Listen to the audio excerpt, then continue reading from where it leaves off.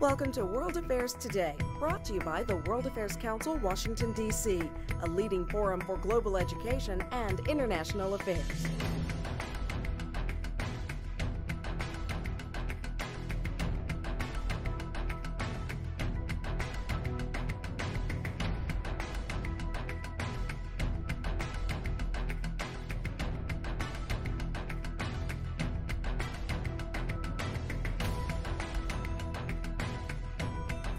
Good evening and welcome to the World Affairs Council World Affairs Today conversation from the field. I'm Heidi Shoup, President of the Council, and it's my privilege to welcome you here this evening.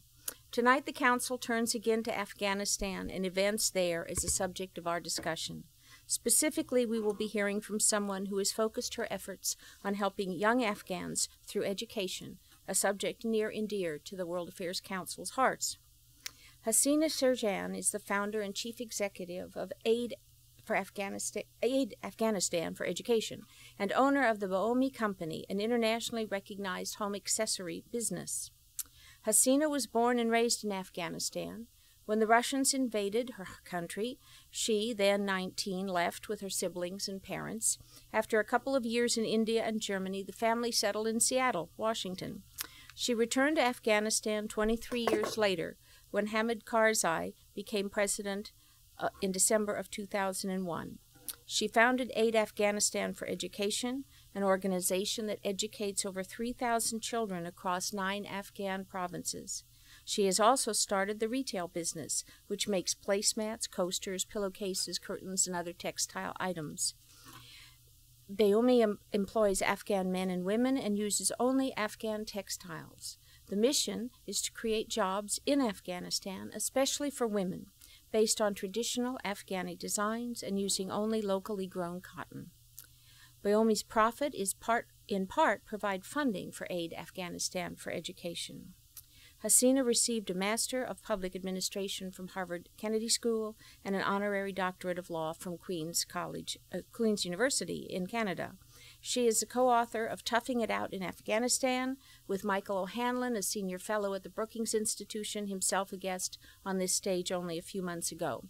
She has had to confront challenges on all fronts, domestically and internationally, and tonight she will share some of her experiences and observations with us. She is joined on the stage by Ron Neumann. Ambassador Neumann is no stranger to the Council members and guests. We have had the honor of hosting him on several occasions during the past few years for various discussions focused on U.S. efforts in Afghanistan, including our program with Dr. Abdullah, and of course, when he published his award-winning account of U.S. involvement in Afghanistan, The Other War, Winning and Losing in Afghanistan, in 2007. After serving in the Army in Vietnam, Ambassador Neumann joined the Foreign Service in 1970 and quickly rose through the ranks as a Middle East area specialist. His assignments included posts in Iran, Yemen, Abu Dhabi, Senegal, Director of the Iran-Iraq Office, Ambassador to Algeria, Deputy Assistant Secretary of State for Near Eastern Affairs, Ambassador to Bahrain, and finally Ambassador to Afghanistan in 2005, a post he held until 2007. He is currently president of the American Academy for Diplomacy, a Washington-based think tank, where he focuses his efforts to expand state and USAID's personnel to carry out their responsibilities. He will pose some questions and moderate the Q&A session. Please join me in welcoming Hassina Sherjan and Ambassador Ron Neumann.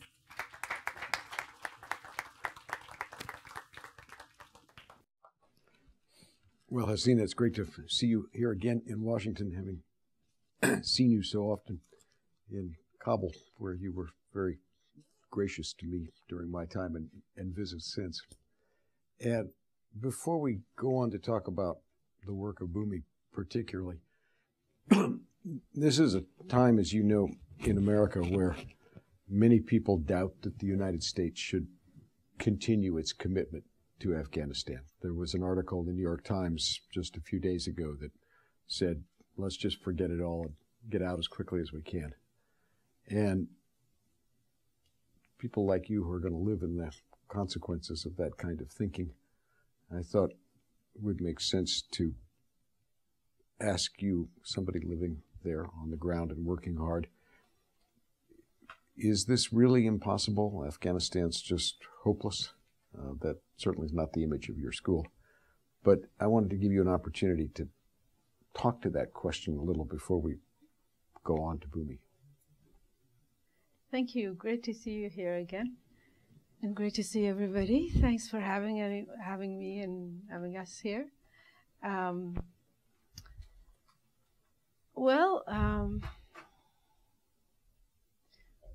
Afghanistan, I think what I see is that the actual work of rebuilding the country has not begun yet. 10 years later, and billions of dollars spent, we can leave quickly, and that's the shortcut. That's the easy way out.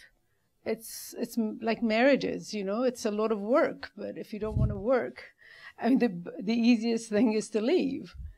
I think leaving is easier, but it has its consequences, which we have witnessed before.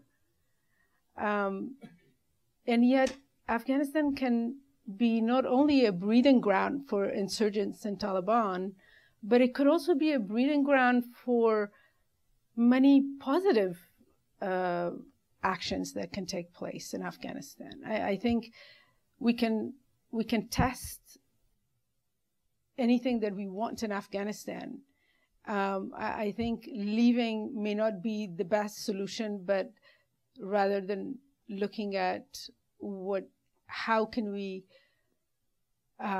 make a difference, and how can we build a country that will, of course, that all depends on, it's on the shoulders of the Afghans rather than the internationals, which so far Afghans have not really taken ownership of what's going on in Afghanistan.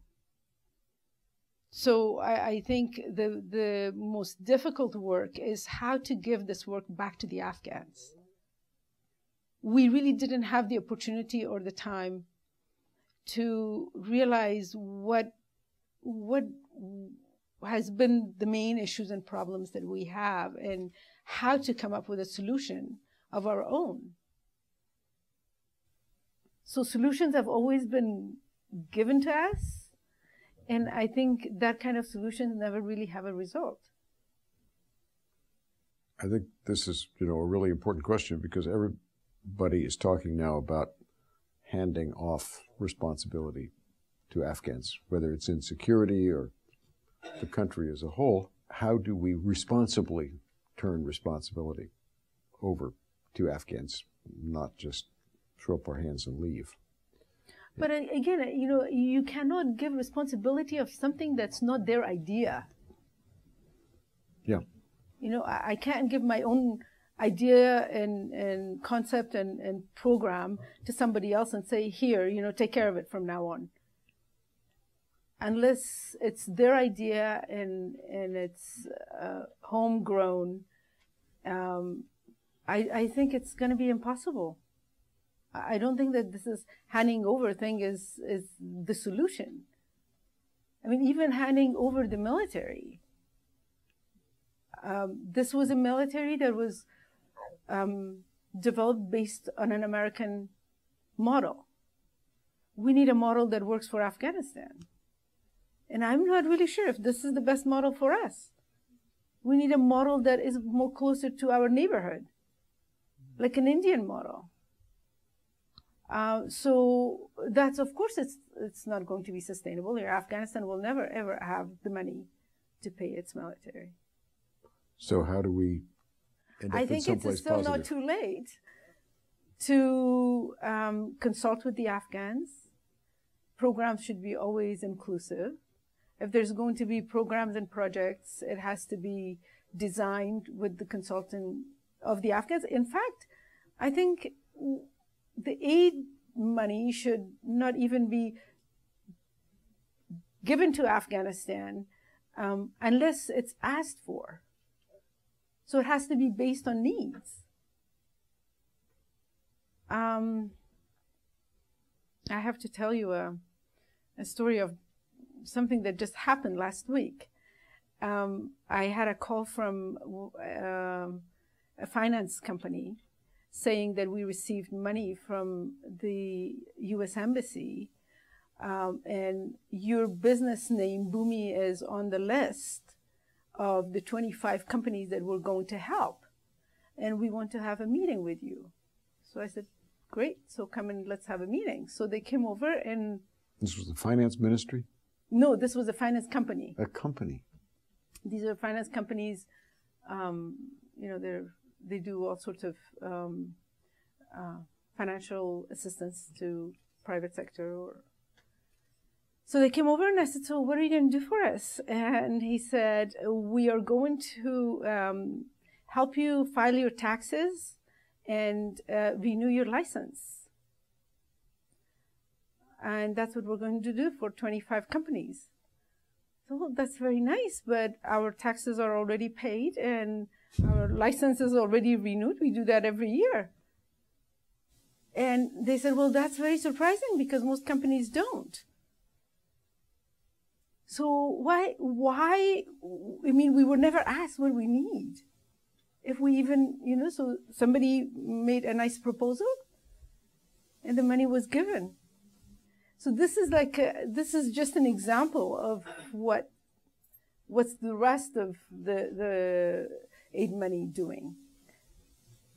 The Ministry of Higher Education has 12 strategies because these consultants come in and they have no idea what they're doing.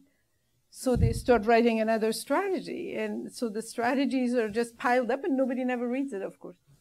So, because having a strategy is really, it's not the way Afghans operate. And you know very well how Afghans operate, but it's not based on business plans and strategies. No. So it's a little more complicated. But as we talked to the U.S. taxpayers after the election, well, you know, a certain number of people are going to say, yes, we should pay attention and do it right. Other people are going to say, it's just not worth it. Let's just stop. And so I think there's this I think for the taxpayers, it surprises me to see that how passive U.S. taxpayers are when it comes to their money being spent internationally. Of course, they get frustrated when they see the changes are not happening, but yet militarily, U.S. is very much involved, and many Americans have died, but no changes have come about. And their solution is always, okay, well, let's pull out of Afghanistan, come back home. We don't want to have anything to do with Afghanistan anymore. Is that that's the easy solution. Yeah, but that's the real solution is always difficult, yeah? But that's the solution a lot of people are looking at. But why are they not looking at a solution where they can control and monitor and have a say about how their tax money is being spent? No, I agree, but you know that I'm not an unbiased witness. But my question to you is, what would you tell them about why it's still possible to have something else? I think it's still possible, but there has to be changes in mindset of not only the American public, but also an Afghan public. Yeah, I mean, as well as, I mean, Afghans have to take responsibility and step up and say, okay, well, this is what we need. And then for the U.S.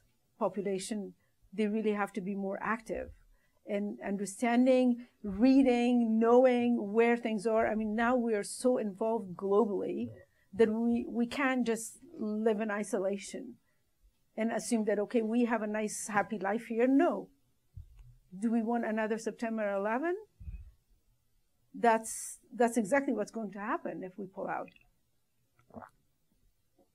So I think the most important thing never really happened in the last 10 years, and that is really to develop a people-to-people relationship, which is the most important thing. I don't think that we should really leave it to the governments to solve the world problems, because they have their own internal problems so much that they don't really have time to solve the world problem.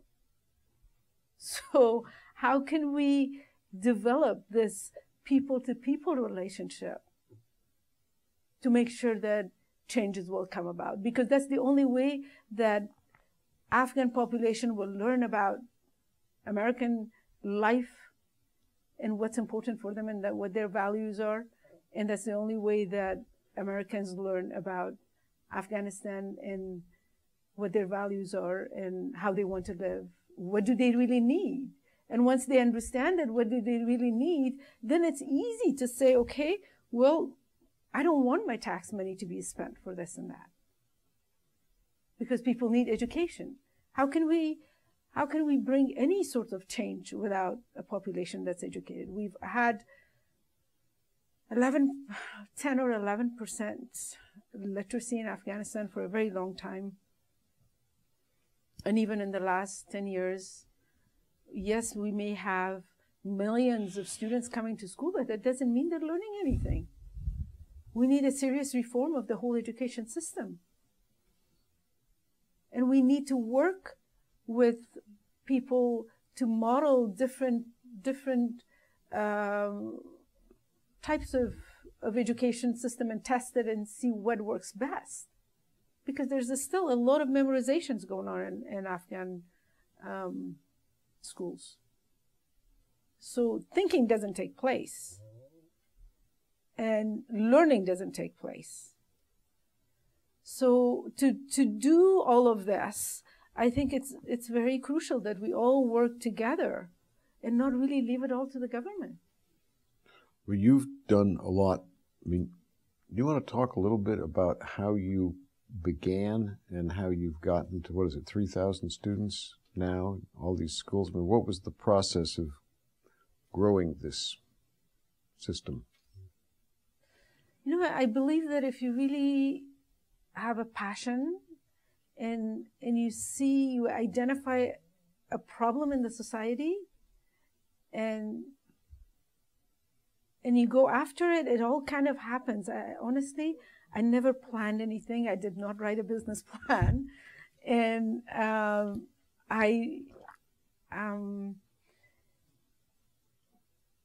went back to Afghanistan in 1999 for the first time to see for myself, because it was really hard for me to believe that girls couldn't go to school and women couldn't work anymore, and had to see this. So I'm so glad I did. Ended up establishing 5 clandestine schools for 250 girls and left in 2 weeks. Clandestine, secret schools. They're totally secret. Well, I thought it was secret, but then the Taliban, of course, found out, and they beat up the kids and they beat up the teachers. But they continue coming. So I think after that, I always wished that I would be able to go back and help people, because it was so obvious that these little kids were running around and looking where to go to school. And there was nothing for them. And I thought, it was very strange, because when I went to school, I couldn't wait for a day to be a holiday or an excuse or a teacher not showing up so we could go play. And these kids were totally the opposite.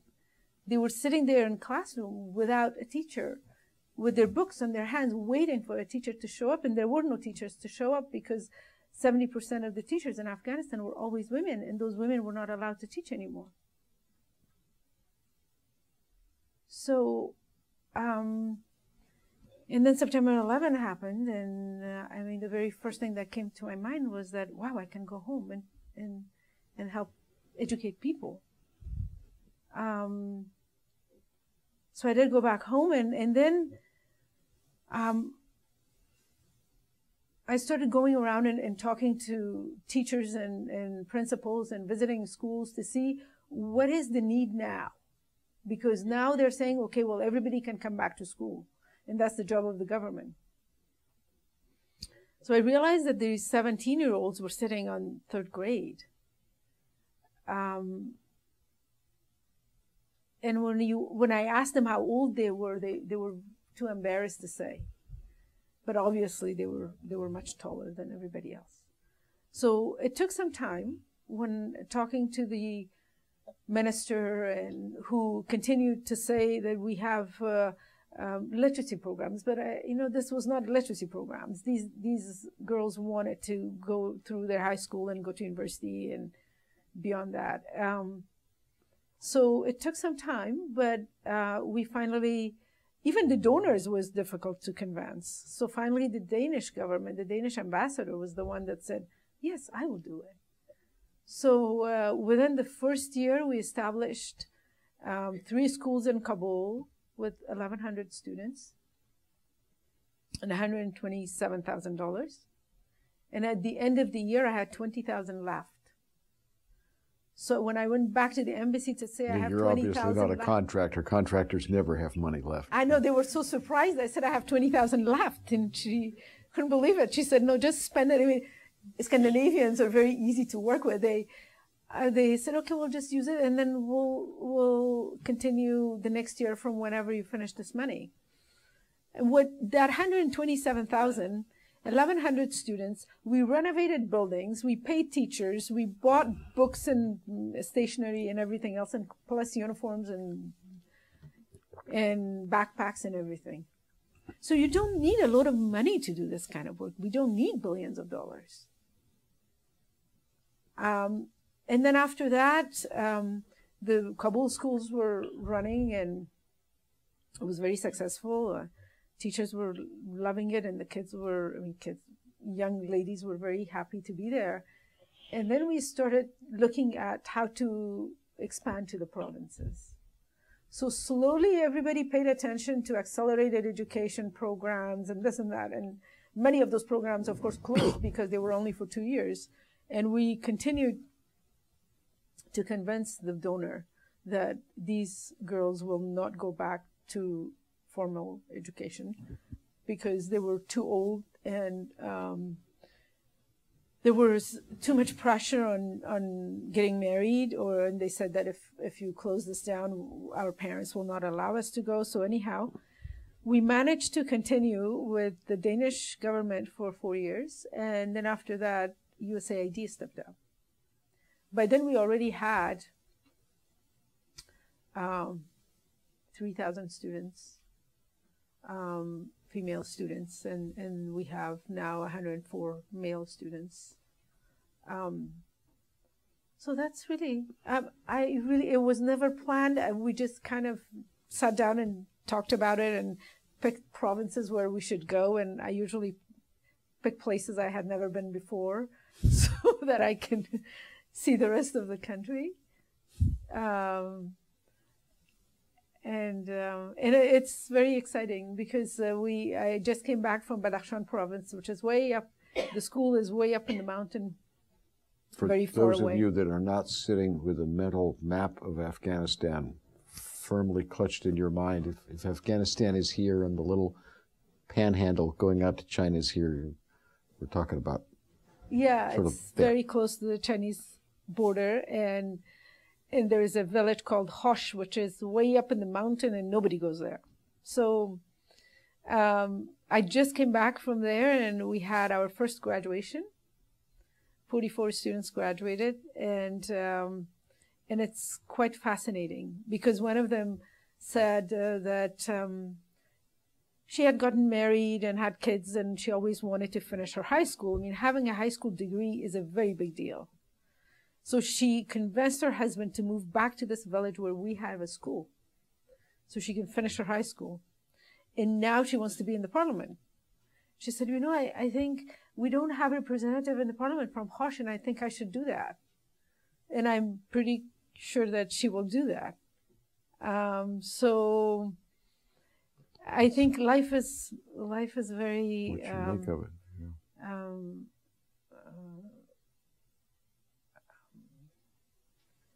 Exciting in Afghanistan, and also it's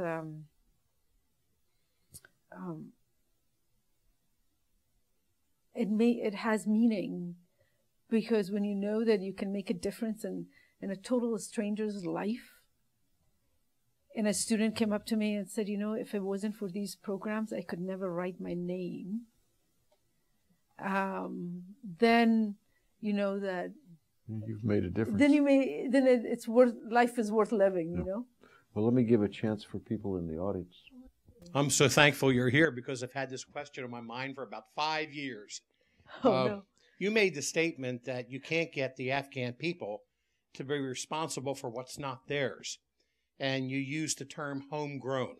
Now, my question about Afghanistan, and I've read many things on it, and I can't quite get it straight. There appears to be several cultural groups that make up the country. My question is the Taliban a different cultural group than, let's say, Karzai and the people in Kabul are? Or are they actually the same people? Homegrown. Where do we get home? Home. We have to first identify what home is. Okay, no, the Taliban are, Talib means student, as you know, and they're mostly trained in Pakistan. It was never really part of the Afghan culture. We had very few madrasas in Afghanistan. The education system in Afghanistan has always been secular. Afghanistan was always a secular nation. The Taliban have been trained in madrasas in Pakistan. That's where their home is. And now there are some Afghans within the Taliban as the Pakistanis, but they are living mostly on the other side of the border. Or they may have some families on this side of the border, but it's mostly on the south. And they were living in Afghanistan. They were living in Pakistan. And that's where they were trained. So they're not, they're really not a cultural group. And they don't really, if you talk to the Taliban, they never talk about being Afghan or Pakistani or being from a place. They believe in the ideology, and their goal is to fight for that ideology and their own interpretation of the Quran. And they believe that life starts after this. Here they have a specific task, and that's to convert as many people as they can to their own version of Islam. And then life starts after. So this is how they train these very young boys to become suicide bombers.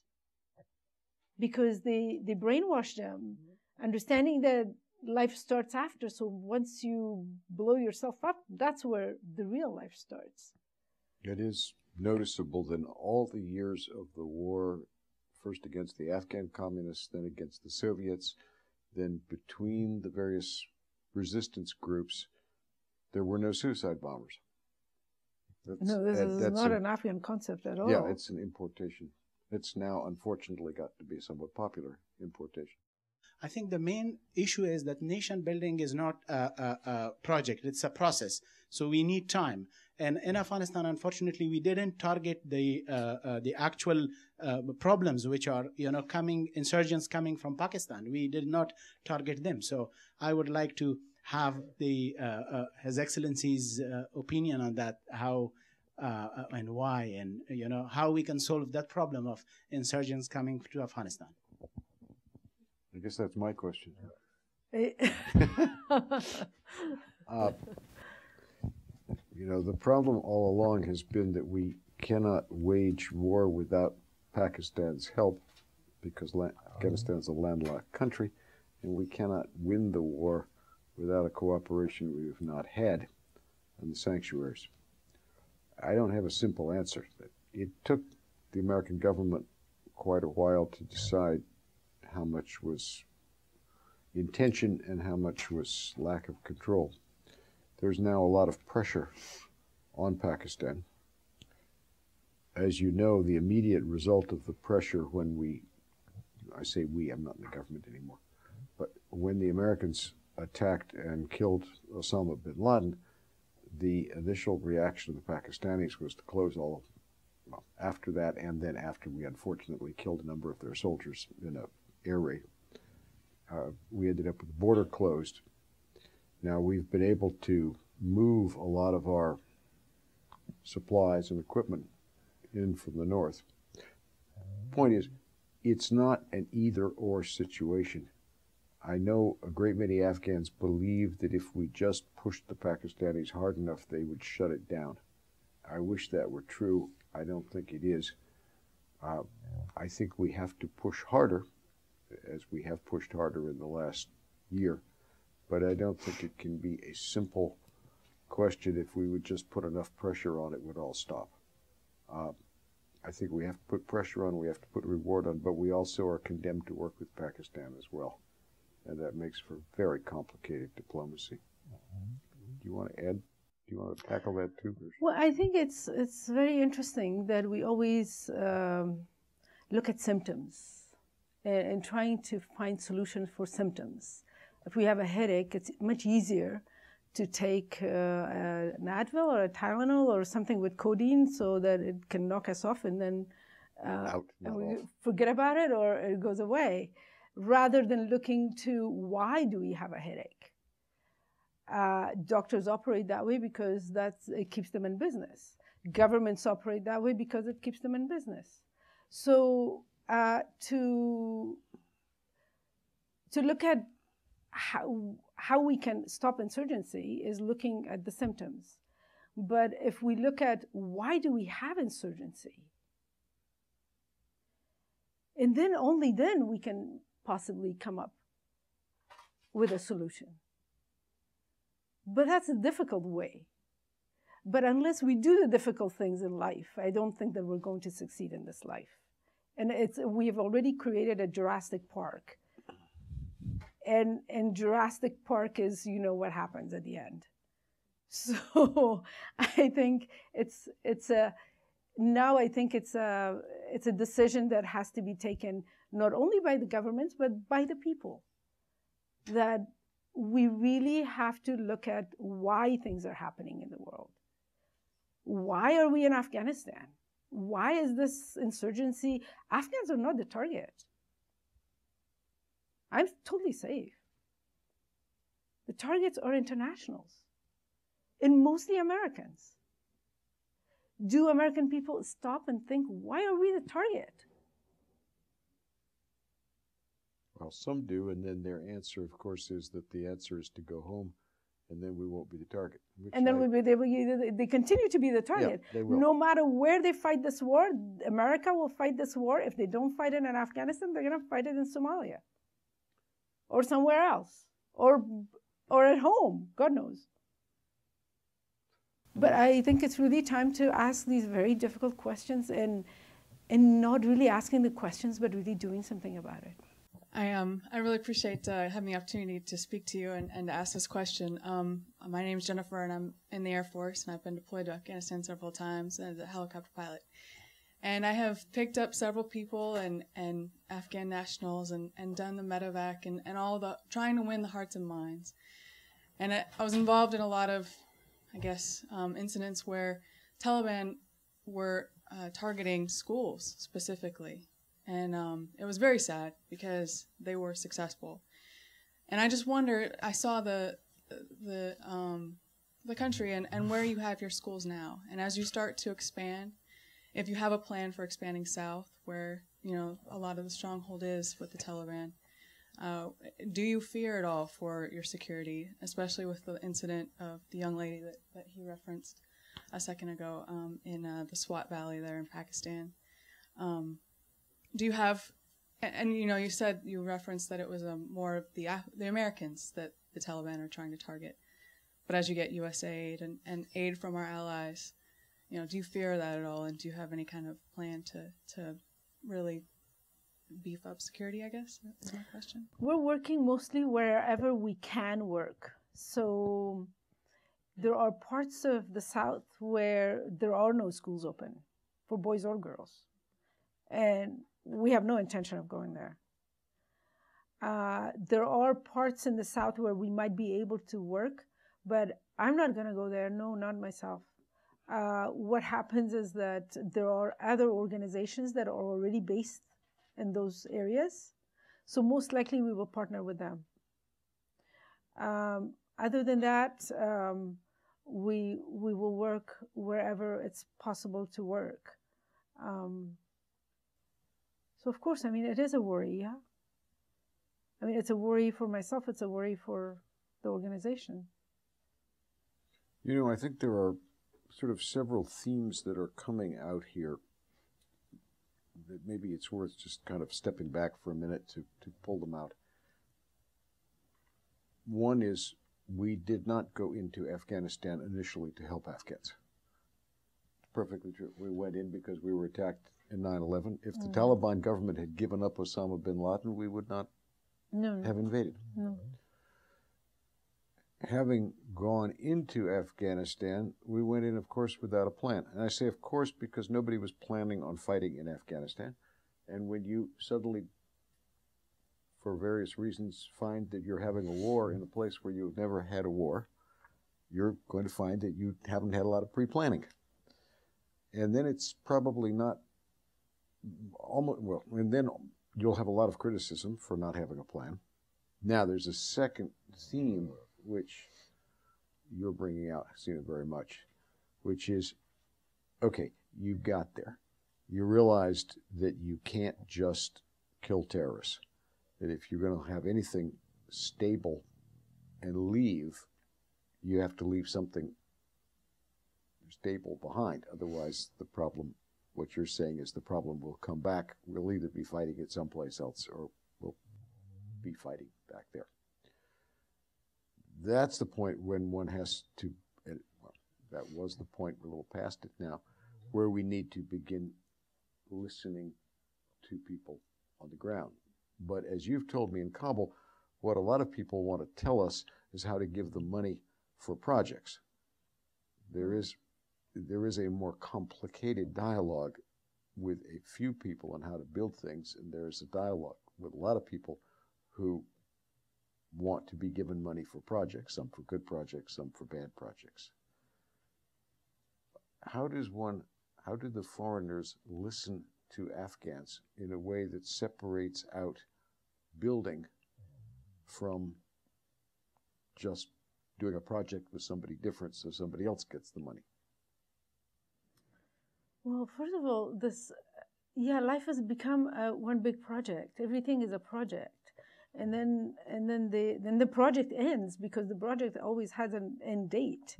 So that date comes and then poof, there's nothing there. In fact, in Hosh, where I was there, it was a project of Afghan Aid, which is it's a British organization. They introduced cheese to this community.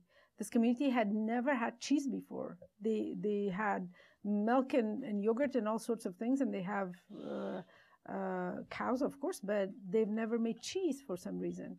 So and they like cheese.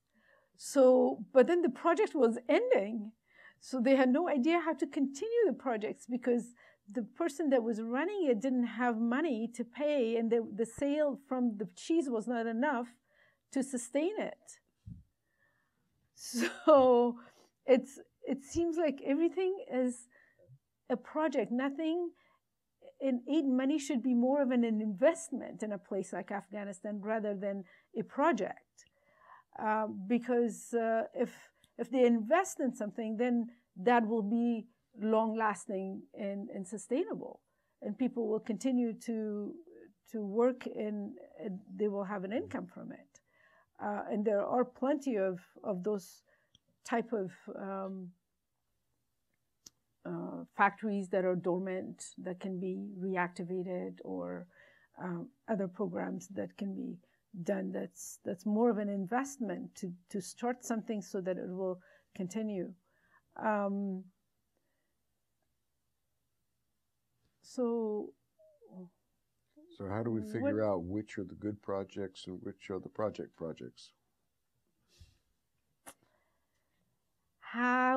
Which is a good project? I think a good project, I think the aid money should only be focused on infrastructure, health, education, and most of all, environment.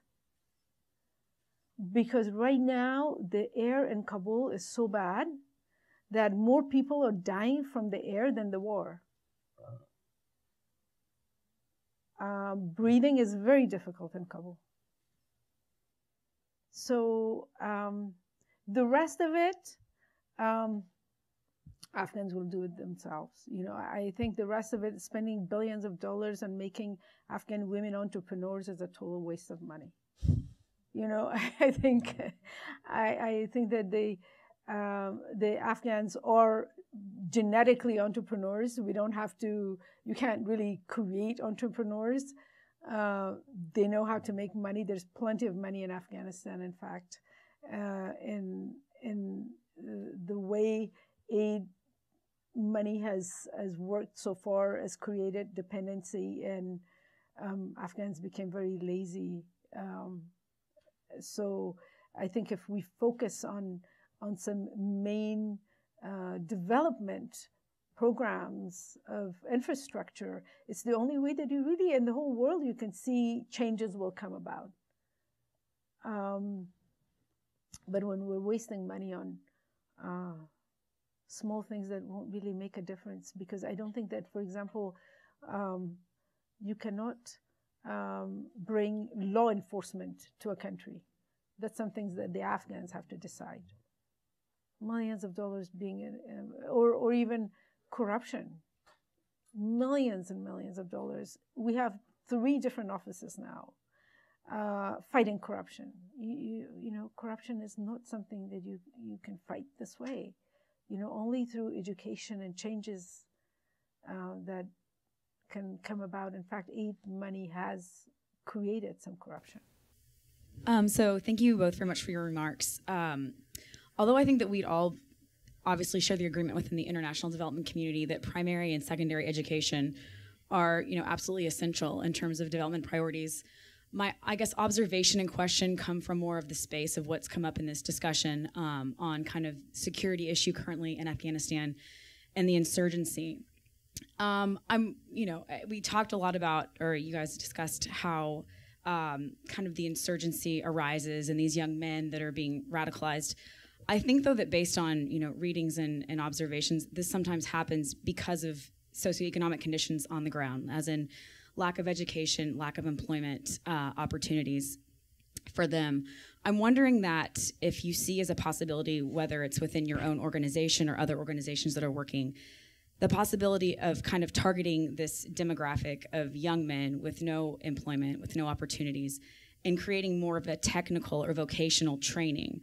I agree with you absolutely that you know, education from primary to high school should be a priority and kind of is the long-term answer to development and security issues. But for kind of the short to the medium, do you see something more immediate to satisfy this kind of economic need and this opportunity to create employable, you know, men and women, but especially from the security perspective, this demographic of men that are sometimes targeted to be radicalized?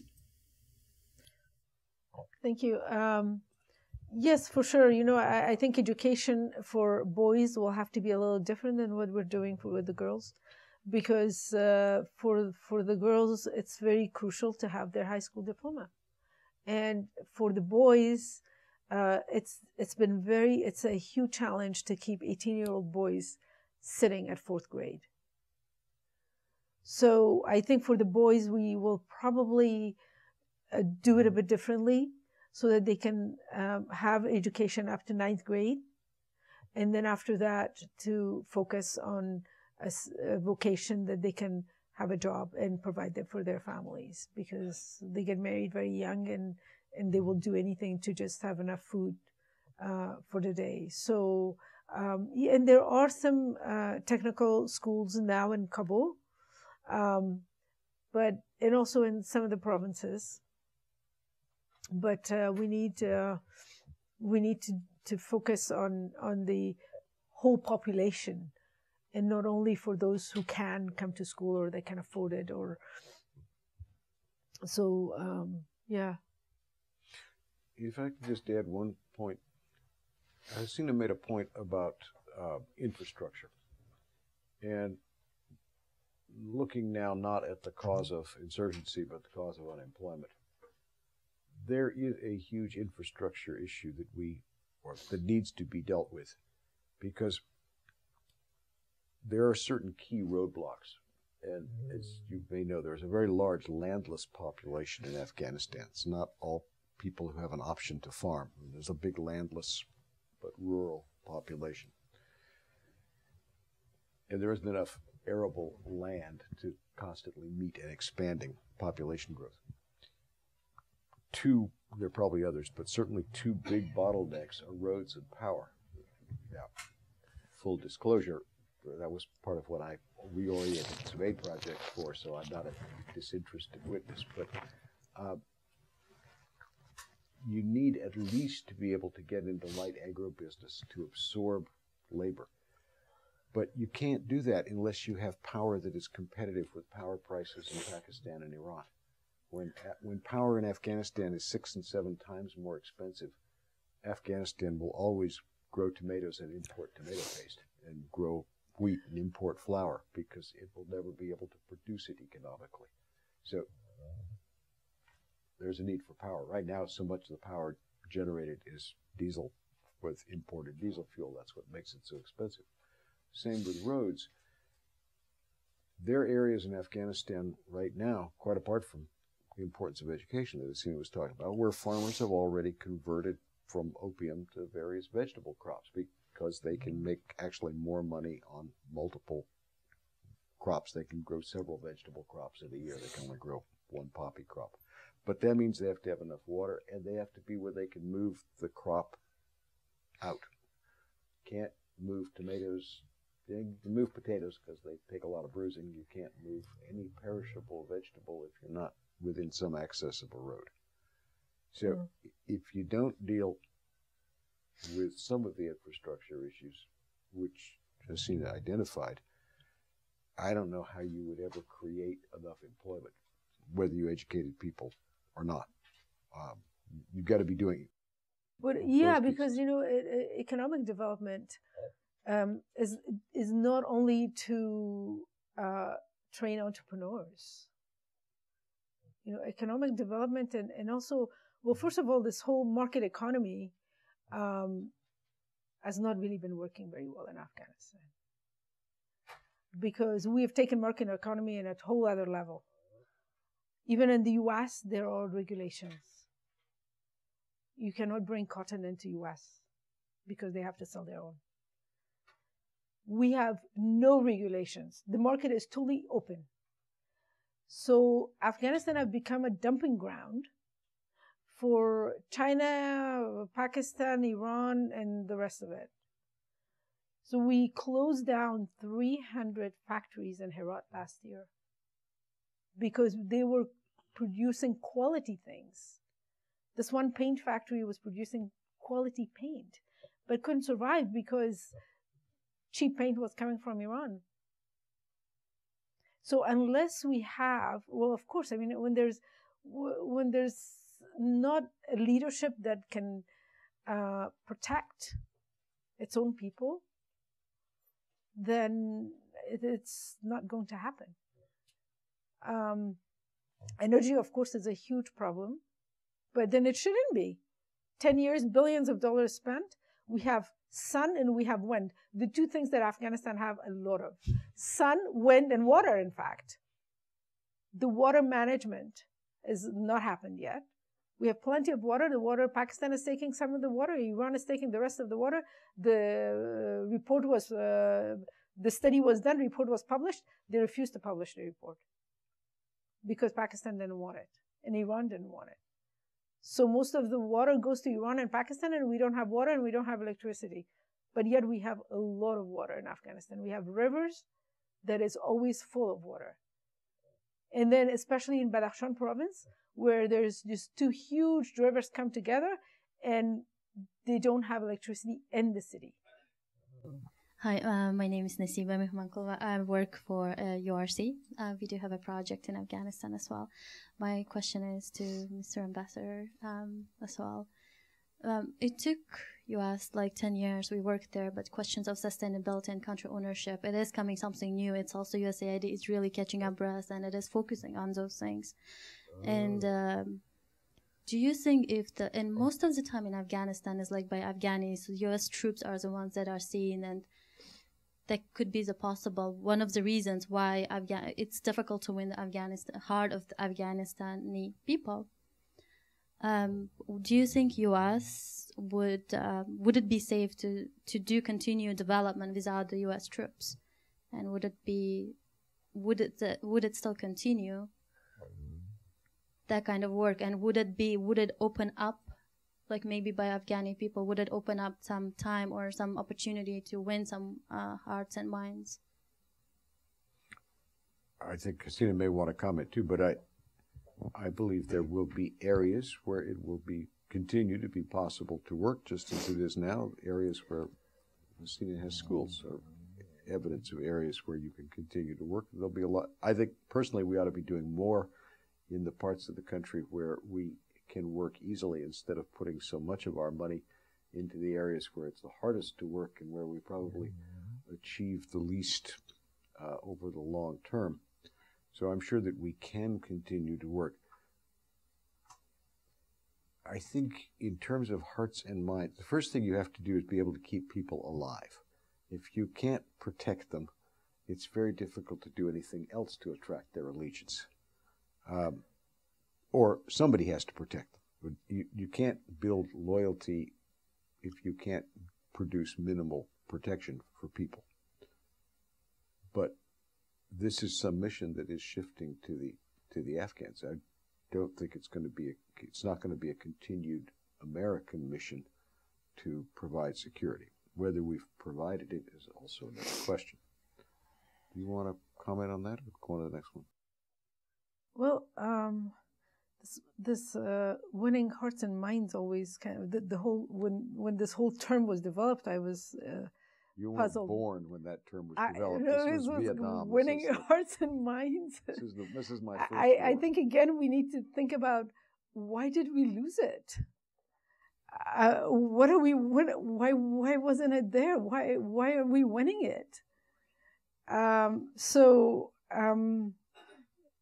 I think as far as security, if we can provide the very basics for Afghans, which is health and education and energy and a clean air to breathe and work so they can have food at the table, they will protect their own country.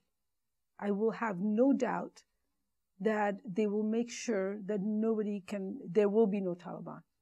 We had a school in Wardak province. It's no longer there because it was attacked, and then the village asked us not to reopen it. But the principal of the school, he sat on the roof of the building every night. If it wasn't for him, the whole village would have been burned down, because he was sitting every night on top of the building with his gun. So when he first heard the very first explosion, he started shooting, and they ran away, and they didn't have time to, because they placed bombs on all four corners of the building. And the building was inside the village. So they ran away, and we saved the school. I believe that if we can provide people with the very basic needs, and they know that they're going to have not only security, but a life that's better than what they've had in the last 30, 40 years, they will protect the country themselves. I don't think that we really need to even worry about having a very strong military. My question is regarding the youth of Afghanistan. I'm curious to know how they feel about the power of their voice, and whether it's silenced, and if there is a sense of hope instilled and for a better future, even with their current restraints. Well, the good news is that they're very active, first of all. There are various different youth groups and councils and all sorts of things, and they come together and they talk, and they're very involved. and many other organizations are also working with the youth. And it doesn't mean it's enough. I think we need to do more. But the good thing is that they do feel like they do have a voice, and it will make a difference. So, yeah, they're very active. I must say, every time I go back, it is the youth who give me the greatest optimism that Afghanistan can have a real future. And they're in many ways, the most impressive part of the country. And there is a change, and Hassina's helped me to see it in introducing me to people, but there's a desire for a different future that isn't the future of warlords and that isn't just about power. It's one of the things that does, on bad days, lift me up a bit, although I'm no longer responsible for Afghan politics or our politics. But it is a very complicated subject. I mean, the country, the war. If this discussion has done nothing else, it should raise your confusion to a higher level of detail. And I thank you all for coming. I know we've run out of time. I know there were still questions that people wanted to ask. I believe, Heidi, we've got some reception outside that we encourage. She encourages you. I'm just a mouthpiece. To join us afterwards. So thank you all, and thank you. Can I just say one more thing, because I'm very happy to see a lot of very young people here, and I'm very interested in speaking at high schools and getting the younger generation here involved in our programs, in fact, in various different ways, however they're interested, in colleges also. I used to have an office at American University. That's where I was in 2000 before I left. So if that is something that people are interested, I will be very happy to talk to you, and you can contact me directly. I did speak to some high schools last year in Los Angeles and Seattle, and they're very much involved now, and they have now been going to other classroom, educating other kids about Afghanistan, and letting them know what Afghanistan is not a desert and it's not a war. There's much more going on there. So, and I think that's really the only way that we will eventually bring changes anyway. So we can have video conferencing where there is a facility in Kabul. I can use the American University facility, and if people come together, we can have a video conference where you can actually see some of our students, be in touch with them, and all sorts of things. Thank you. I think the last thing is for everybody to thank Hassina for coming.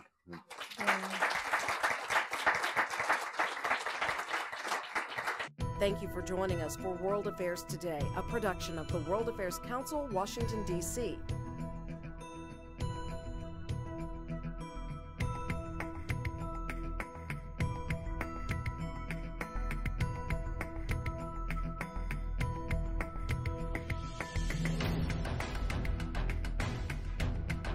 Stay connected with us at www.worldaffairstoday.org.